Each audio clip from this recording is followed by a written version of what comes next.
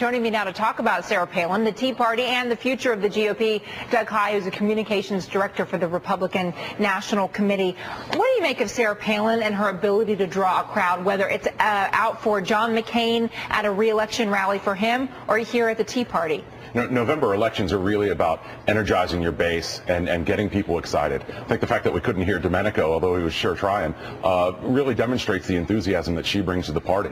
Is it problematic for the GOP, though, that she is really now considered the darling of the Tea Party, and some people, some Republicans, have tried to distance themselves from Sarah Palin? No, not at all. We have to grow our party. You look at what we learned in 2006 and 2008. 2006, people said we don't like the Republican Party. 2008, they said we still don't like the Republican Party.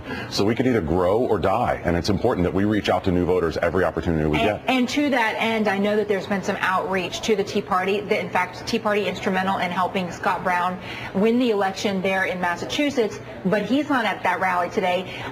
How does the GOP proceed, try and capture some of that enthusiasm, some of the money, some of the commitment from those people who are going out to Tea Party rallies and feel definitely committed to the grassroots process, politically speaking? How do you co-opt that into the Republican Party? Well, you don't co-opt it, and the reality is you can't co-opt it. This is not one organization. There's not one person you go to. This is a grassroots, from the bottom movement, and that means that we have to reach out to organizations in Boston, organizations in Florida, different parts of Florida, different parts of Massachusetts, to really galvanize that energy, and that's part of what got us these big wins in New Jersey and Virginia and Massachusetts. But you know what, Doug, it's interesting when you talk to Tea Party leaders about their core beliefs, what they really want: smaller government, more individual responsibility, strong stand on illegal immigration. Those are all core Republican principles. So why do people feel the need to go to an outside third-party path when Republicans are supposed to be them in our party,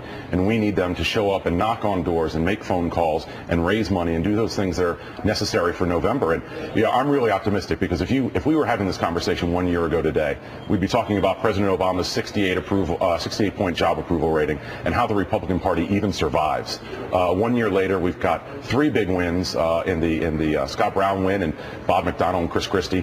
We've got 27 out of 39 special elections throughout the country, and we're matching the Democrats dollar for dollar. Can you do that? Can you do that without those independent voters, the Republican voters, the Democratic voters who are now with the Tea Party? Definitely not. We need those voters, and that's why we won in Virginia, New Jersey, and Massachusetts. Yeah. And part of it is because with these voters who voted for Obama in November, you look at not just the unemployment rate, but the underemployment rate. It's about 20%, which means so many voters have given up on that key Obama word, hope. Yeah, okay, so President Obama, we know, meeting with bipartisan congressional leadership today on jobs. We'll see what comes out of that. Doug, it's always nice to see you. Thanks for coming in the studio. It's good to be here. Thank you.